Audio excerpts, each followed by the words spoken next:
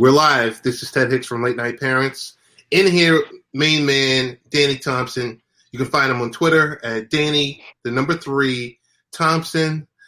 Before we get started, Danny, welcome back and congratulations. Well, first off, it's always great to be on Late Night Parents. You know, there's nothing better than spending late nights with Ted Hicks. I mean, it's nothing better than that. And you're welcome, by the way. I appreciate the congratulations. Yeah.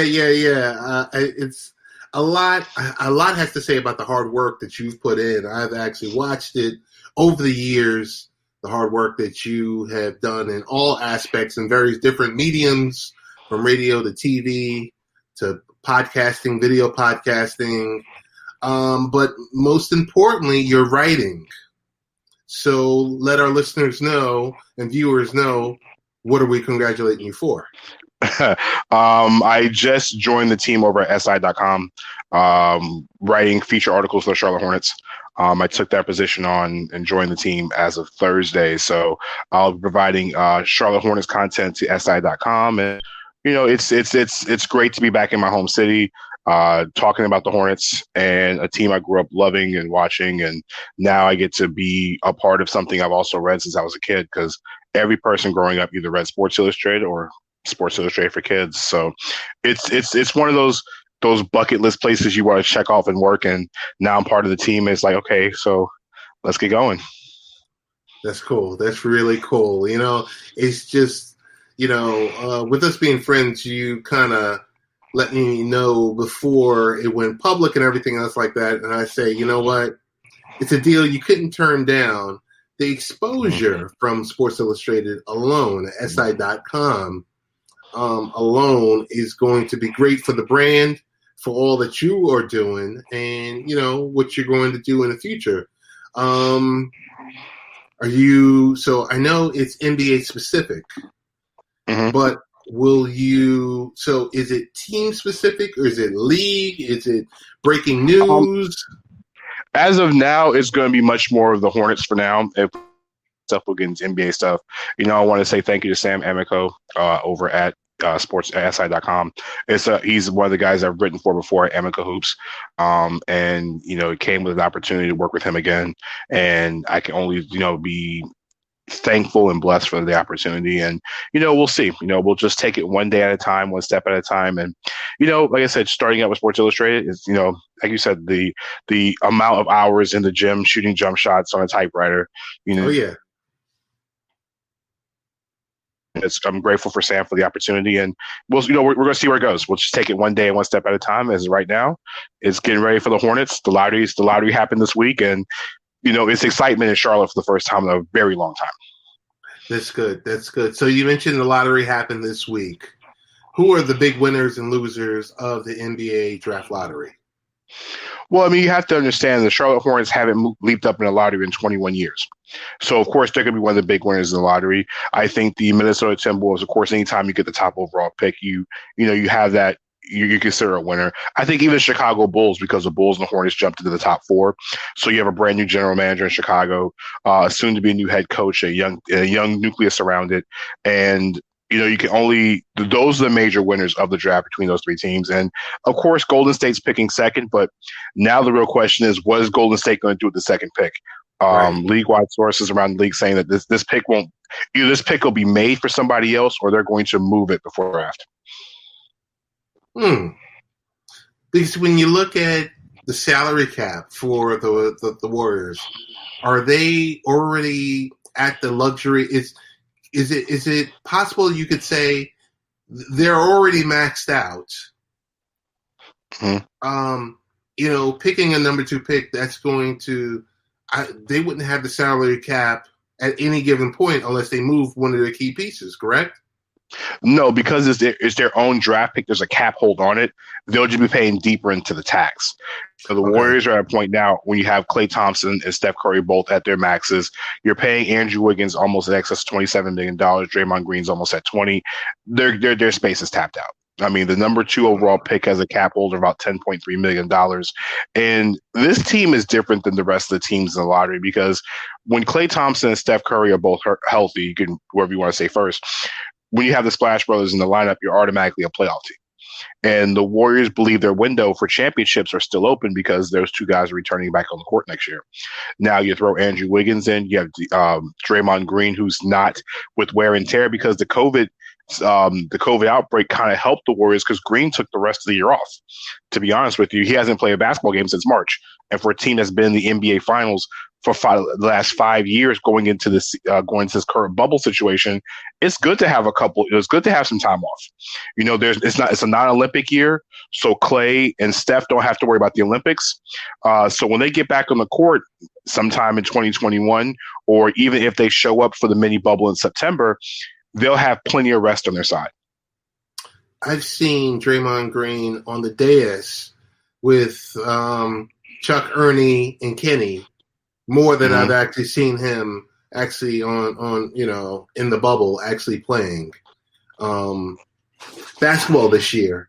But like you said, it must be by design. Let's get into the NBA playoffs. I don't like to talk scores because I like for our conversations to be played today, tomorrow, or next year. Is there anything that has shocked you with with this version of the playoffs? Well, some of the things that shocked me, one of the first things is the Denver Nuggets literally, it seems like they're laying down. The Utah Jazz are without Bojan Bogdanovic in the series. Mike Conley missed the first two games, but it was because of the birth of his child. You would think the Denver Nuggets, even though they don't have Will Barton and Gary Harris, should have won the series. Mike Conley is the team's third leading scorer, is not there. The second leading scorer, Bogdanovic, is there. So all you really have is Donovan Mitchell and Rudy Gobert going against Nikola Jokic, the ever evolving Michael Porter Jr., Jamal Murray, and a team in Denver that was literally one quarter away from the Western Conference Finals last year before losing to Dame Lillard and the Blazers. So for them to be down potentially 3-1 after all of this is very shocking. And the way they've been beaten in games 2 and game 3, it wasn't pretty. And I think as we're recording this show now, they were losing in the fourth quarter in game 4. So that's one story that's been surprising. The other one is, listen, the LA Clippers, if it wasn't for an ejection in game 1 of Kristaps Porzingis and Luka Doncic hurting his ankle in game 3, this could be a sweep in the favor of the Mavericks. Who would have thought the Mavericks would be at 2-2?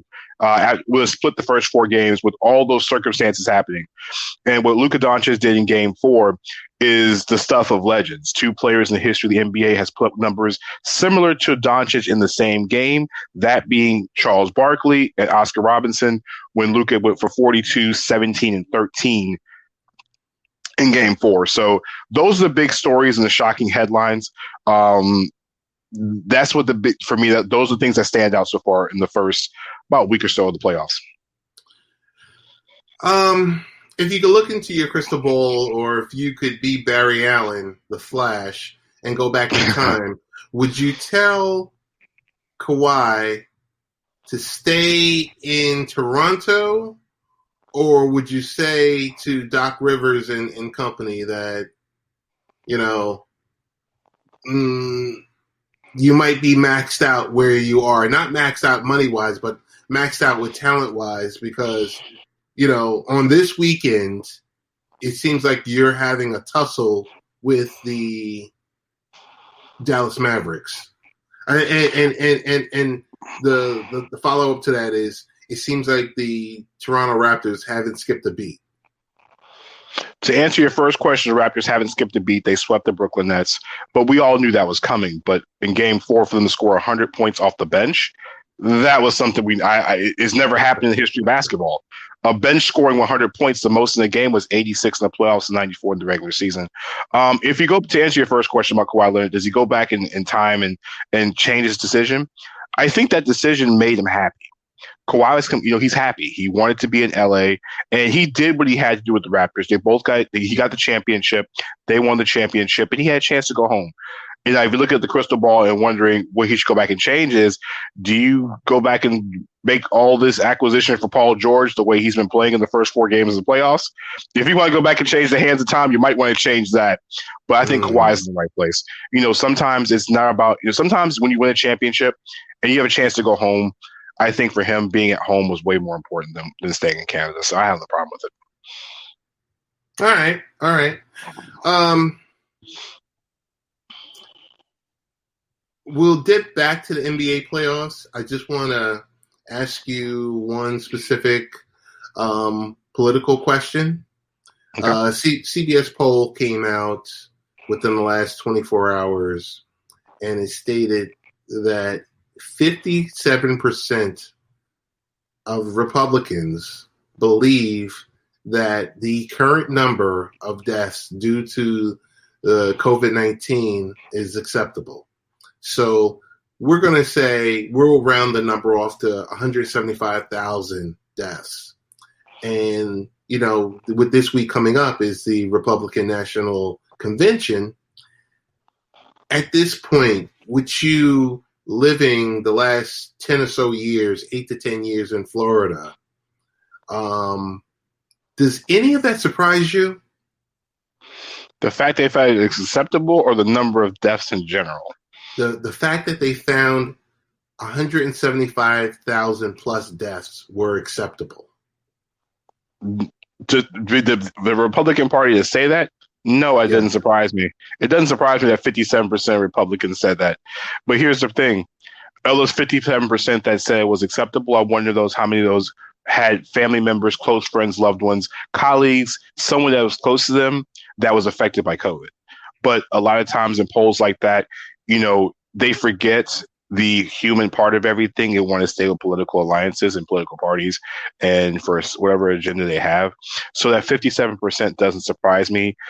As just a person in general, 175,000 deaths is never acceptable for anything, especially when the resources were there before any of this happened to probably maybe cut a good number of these deaths down, not to say down to zero, but a good number of these deaths could have been prevented if other things would have been in place or other things would have been acted upon in a timely manner.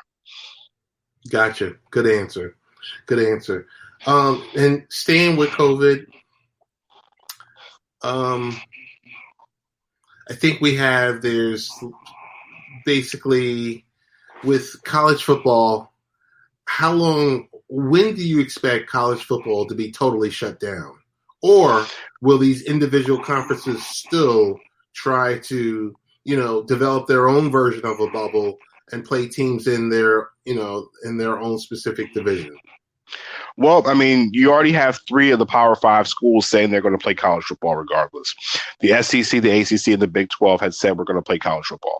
The Big 10 and the Pac-10 were like, you know what, we'll take the season off and potentially let's think about this thing in the first part of the year in 2021. Will this thing get shut down? Well, here's the thing. What will help college football, and I know this is not a good thing to say, is if the students in the campuses that come across the Power 5 schools and even the other conferences that are in play, if those students do not touch the campus, you have a better chance of controlling COVID for the players on campus. So if you're keeping score at home, if the kids have to stay home, the players have a better chance of not spreading COVID because you're not around an entire university of people. Now, is it a great idea to even do this at all? No. The college athletes should not be on campus if their fellow classmates are not able to take classes either. I mean, if you're an athlete and you feel like you look over and the rest of the dorms are empty because they're concerned about the students with potentially catching COVID-19 or professors or anybody else, as an athlete and you're on the campus, you feel like, well, what makes me any different with them? It makes you feel like you're just a number or just something that put money in people's pockets and not to lose television contracts or television deals. You see more of a number. But I've always said this with any major sport without a bubble. The first major outbreak during the season will get the season clipped. You're going to have players that are going to test positive for COVID in the very beginning because, you don't know what they're going into when they get there. The first outbreak in the season will end it. That's how I feel. Once the university gets it, like you said, we saw North Carolina, we saw Notre Dame. I think North Carolina's Notre Dame had to shut it down for a week. Oklahoma had to shut down for a week. This is in the beginning. But can you imagine in September when the season starts, and let's just say Oklahoma or Oklahoma State or one of the ACC or the SEC schools catches COVID as an outbreak? you don't want to Florida Martin situation or the St. Louis Cardinals or even the Mets and Yankees, like what's going on now. Right. Teams miss games. There's no open dates. There's really no flexibility with the exception of the one open date on every team schedule. It doesn't match. So I feel like once if there is an outbreak, that's when college football gets shut down. So for me, the way things are going, Ted, I'll be honest with you, I don't see this thing the latest. I want to kind of switch gears and say in 2021, 2022, the NFL rights packages with the various networks are going to be up. So the renegotiating process is going to start, I would say, momentarily within the next 6 months or so, because the whole goal is to have early renewals so that, you know, everyone's working together in good faith. News article came, I'm not sure if it was Front Office Sports or I forgot. I'm not sure if it was the Big Lead or frontofficesports.com, but a lot of talk is coming out that ABC is in competition to get a Sunday afternoon package. What's more, tell me, Danny, what's more surprising to you? ABC getting a third package in the afternoon, on Sunday afternoon, meaning 1 o'clock or the 4:25 window, or ABC receiving a non-Sunday package? I think if anything, they want a Sunday package, of course, but I think the NFL, if anything, would probably even give them Thursday night, as I think as substitution for the whole Amazon idea with the NFL Network and those things.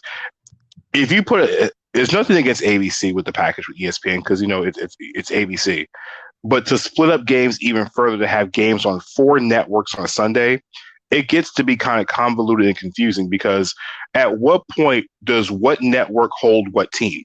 It's right. Different with ABC. It's different with NBC, ABC, and CBS and Fox because okay, they fight over.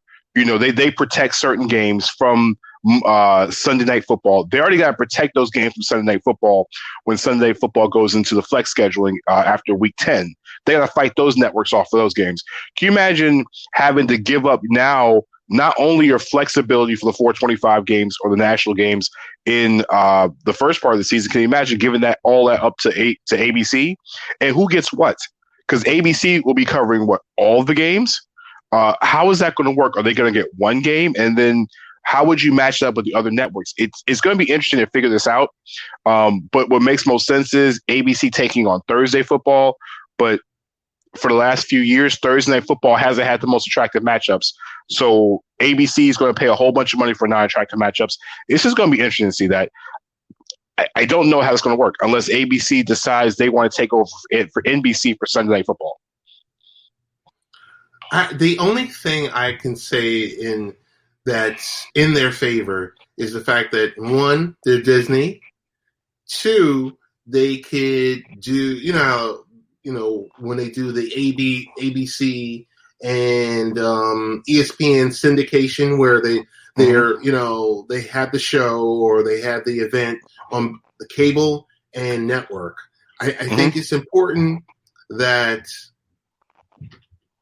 football, or NFL looks at another, over the air option, because as we see with cord cutting, the options for cable TV are getting less and less. If we think about ESPN subscribers, 7 years ago, they were at 110 million. Now they're barely at 82 million. It's really going to be interesting if they choose to give them a third package. I think that's highly unlikely because you get these big numbers at 1 o'clock or 4:25 for a specific reason. Yeah. Because there's no competition. Well, even with that, it's because the home markets is one thing, but like It's just really okay. So if you're in a non-home market, if you're in a home market and you're a late game that day, are you blacking out both other networks when it comes to that 425 window? If a game starts at 405, it's just becomes, like you say, it becomes convoluted and it becomes confusing to the user. Now, Ted, maybe this is an idea. Maybe ABC, ESPN get in and they maybe try to fight the Sunday ticket battle as being a source of showing the games in non-local local markets for other games, kind of like NFL Sunday ticket kind of sort. I can see that being a logical option, but does ESPN and ABC is the feed from other networks? Is the question. You know, I was looking at it also. It really interests me because just think of it. Nowadays, the NFL makes roughly about $5 billion from the previous engagement. And they're looking to double that amount of money from 5 to 10 billion because, rights fees and everything goes up. Nothing goes down. What about if ABC turns around or Disney turns around and says, you know what? These games are going to be available on our streaming service on Disney Plus. On the Hulu package. Or if they turn around and say, you know what, Fox was your primary option. We're going to buy Fox out. They have 5 years or 3 years left on the deal. We're going to buy their 3 years out, and then we're going to up it another 5 years so that we'll have this package for the next 8 years. We have Thursday Night Football. And see them taking Thursday Night Football, I don't mind because it makes logical sense because you're not ruining anything that you're not ruining something that's been literally in place, Ted, since you were watching football as a child. That's how long back in the dark ages when we had old TVs that had rabbit ears. Everybody knew the AFC was on one channel, the NFC's on the other one, and they swapped the interconference matchups. But Ted, adding a third package on there is pretty much confusing. It reminds me almost confusing as Ted. You remember back in the mid '90s, late '90s, when TNT had the first 8 weeks of Sunday Night Football. Yes, and I think they switched to ESPN for the second half of the season. Or 2 years ago, 2 to 3 years ago, when CBS and NBC had the Thursday night package, you didn't know which channel it was on exactly. Thursday night. And what could happen is, it'd be interesting, Ted, if the NFL, if ABC say, you know what, these games in December, when college football goes away, we want a Saturday package for the final 3 weeks of the season. Yeah. And we have a Saturday 425 game on a Saturday. Yeah. Or 2 games on a Saturday, 425, 8:15 on Saturday. That's not a bad idea, but you're not breaking protocol if you do it that way. I'm going to go again with what you're saying. If college football is canceled this year, I say make a package for Saturday games for this upcoming season. But then would that mess up the schedules for everybody in the NFL that you've already still waiting on? Probably.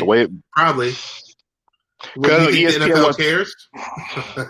Listen, I mean that makes games much more accessible for everybody to watch, and that's just going.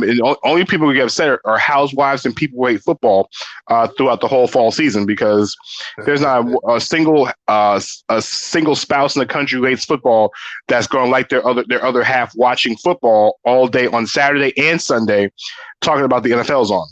So you're going to cause some more breakups in quarantine home across America. Pre-pandemic, divorce rate was at 50%. I would love to see what the divorce rate is now. I mean, and the other thing I said on a podcast earlier today was the fact that child abuse, all of this other stuff, Danny, is up since this pandemic. Because you hate to say it, but it seems like, spouses don't like each other, or they learn to deal with each other, and I don't know.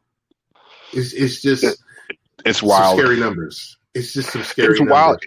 It's wild all the way around. And what makes it the crazier part is that you got the kids home. They're all virtually learning.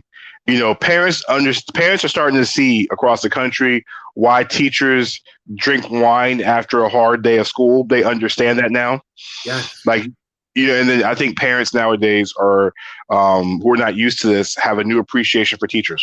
They have a 100% true new appreciation for what teachers bring to the table now. Definitely. Want to go back to the NBA? If LeBron and friends don't win don't win this bubble tournament, I think it came up either on Get Up or TNT. It said LeBron takes another hit to his legacy takes another hit. Yes, no, true, false, or you're calling BS. I mean, everybody wants to find ways to try to knock down LeBron James's legacy. To me, if he wins a championship, it's going to be with an asterisk anyway. Oh, it's the bubble season. This wasn't a full season, so it's going to be an asterisk regardless. This season, you might as well throw away. LeBron, if he wins or loses, it's going to be something involved in it. The people who love LeBron James say he won a championship. The people who don't like him says, oh, they won in the bubble season. And then if he doesn't win, oh, he didn't win the championship. But then the LeBron fans are saying, well, it was a bubble season. It was condensed. We didn't have a full season, so on and so forth. To me, it doesn't. It doesn't affect his legacy. Him winning the actually kind of help it a bit because it gets him to number 4. And it gets him one step closer to 500. My whole thing is LeBron gets to 500, we can start having the GOAT conversation at that point.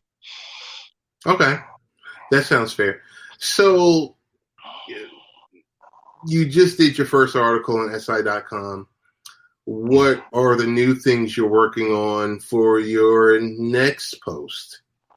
What are some of your thoughts?